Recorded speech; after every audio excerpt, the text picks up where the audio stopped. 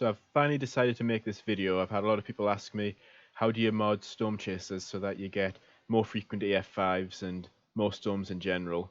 So I've made a modding guide a while back on how to make the EF5's bigger, and I suggest you watch that video first just so you're familiar with DNSpy and how you use that software and how you install it. But in this video I'm going to show how to mod the frequency of various things in the game. So you'll need to open, go this file open, go to your Storm Chaser directory, which should be in your Steam folder, Storm Chasers data, then managed, and you're looking for the assembly C# file.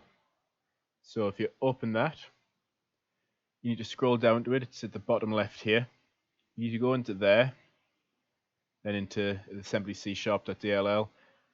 This class here, or this group of classes labeled with the dash, you go in there and down to Tornado. So keep scrolling down in alphabetical order. Tornado. Okay, so don't worry if you don't understand what everything means here. If you just follow along and just type in the values that I type in, it should work just the same. So if you scroll down, the first thing you want to do is make EF5's more frequent. So that's down on line 118. So how this works in the game is essentially every so often when a tornado is generated, a random number between 0 and 10 is generated. Then you check to see if it's greater than any of these numbers, and if it is, then that category is generated. So if you look here, if it's greater than 9.7, that means that an EF5 will be generated. And because it's between 0 and 10, it means you've essentially got a 97% chance that it isn't an EF5. So you can dial these numbers down to give yourself more frequent tornadoes of higher intensity. So if you watch here, you just right click edit method. So you can just change these numbers. So the numbers I'll use for this, let's use 6 here, 6, 4.5, 3, 2, and 1. Okay, then you should, then the next thing you can do, you can hit compile now, or what you can do is if you scroll down, something you might want to do, it's up to you, is that with the stronger tornadoes, you get a higher probability of hail, and which, if you like that, that's fine, but it also obscures the visibility, so I suggest adding at the end of this line, divide by 4f, and do that for the next few ones. The reason of doing this is just so your tornadoes are more visible. I prefer it that way, but you can skip the step if you want to. Once you've done this, hit compile, and hopefully everything should go straightforwardly. So there, if you don't do anything else, at least in the game, from this point, you'll get more EF5's in the game. But you can still make the game a lot more interesting. So if you continue to scroll down, let me find the next interesting thing to mod. I think you need to go quite a way down. Yes, keep going past all here. Okay, you want to scroll right to the bottom. So this is 1,500 lines. At the bottom, you have a lot of the constants which are used in the game. So let's find the ones we need. Delete time. So I suggest we edit this. I'm going to show you something here. This probably won't work. I'm going to show you how to work around that if you ever get these errors. So we'll want to change delete time to, I tried 45. So what I think this is doing is when a tornado spawns and then finally dissipates, the game every so often clears those tornadoes out of memory so that new ones can be spawned. That's what I think it's doing. So if you lower this number, it clears them out quicker so new tornadoes can spawn. That's what I think it does. If the developer happens to be watching this, you can correct me on that, but that's my guess. I haven't dug into massive detail on this. Hit compile. See, you get a bunch of these errors. So what you do, so come out of here, right click on the same line. This time click on edit IL instructions. And then where it says 100, it'll highlight the lines which you're editing. And you can change this here. So let's change that to 45 and hit OK. And then it'll change it. So these are the things you want to start modding here. So minimum start time and maximum start time. So that's, from what I understand, is when the game decides to spawn a tornado, it'll take anywhere between 10 and 180 seconds for that tornado to form. But I'm not patient enough to wait 3 minutes for a tornado. So you can do the same thing. I'm going to just edit the IL instructions here to make it easier. So you got 180 seconds. I just tried it with 30 seconds before and the game got unstable and crashed. So I'd suggest between 10 and 60 seconds.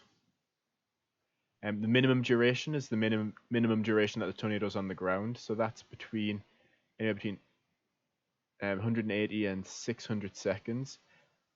I'd suggest changing that to 300, so you have between 5 and 10 minutes of the tornado on the ground. And I don't think there was anything else. Let's have a scroll down here. Oh, change category time. Actually, you'll want to change that. I'll show you something cool you can do in a bit. So change that maybe to 60 seconds. There's no right or wrong here. Just you can tinker with it and you'll get your own custom version of the game. I'd suggest 60 seconds. And let's see what else. Don't think there's anything after this point. I did notice there's a tornado color modifier. I haven't played around with that, so if anybody's curious, play around with that, let me know what happens. So that's the tornado. So that everything you need to do in that class is finished now. Now you need to go down to tornado spawner. We'll go here, and things get a little bit more involved here, but it's not too bad. So first thing you want to do is you don't want any fake supercells to spawn. What I think they are is when you get a tornado at the beginning of you see like the pink spot show up and then it disappears. I think that's from a fake supercell. Again, I'm not 100% on that, but if you click edit method, instead of generating fake supercells, just highlight all this area. Oops, set that to 0. Okay. Don't need to change any of this. Don't need to change any of this. Don't need to change any of this.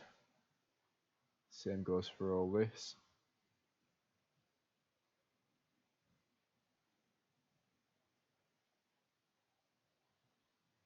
And yeah, you could leave all that alone.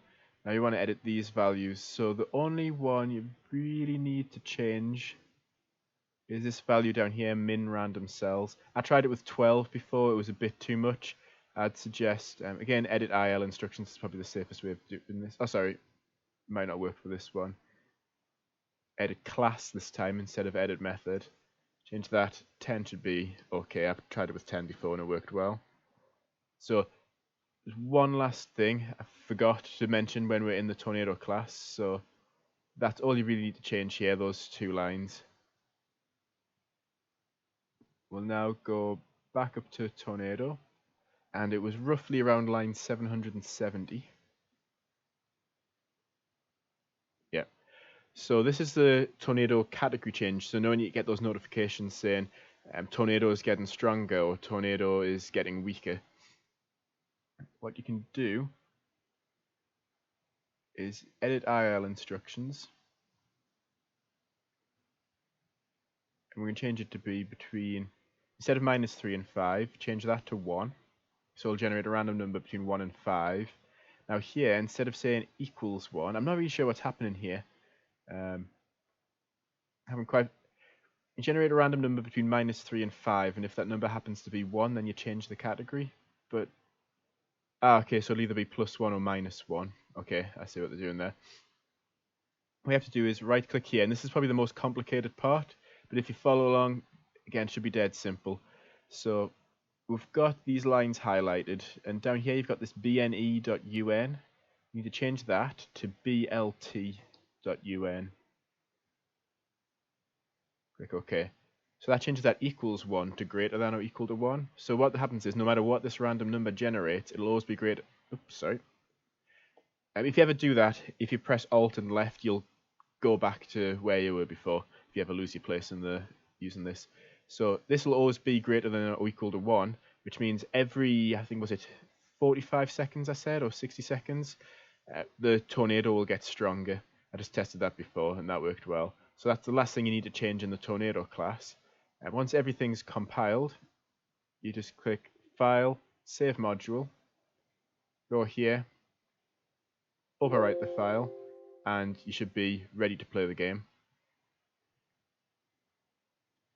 So I hope that's helped everyone understand how to mod the game. If you have any problems using dnspy, or if you have any problems such as unzipping a file, these are things which can be easily Googled. If people are still struggling though, let me know and I might put out an even more detailed tutorial on some of the basics of modern lists if people are really unfamiliar with using these types of programs. But if you enjoyed this video and you want to see more storm chasing videos, then I'd encourage you to like and subscribe, and I hope you've enjoyed the video.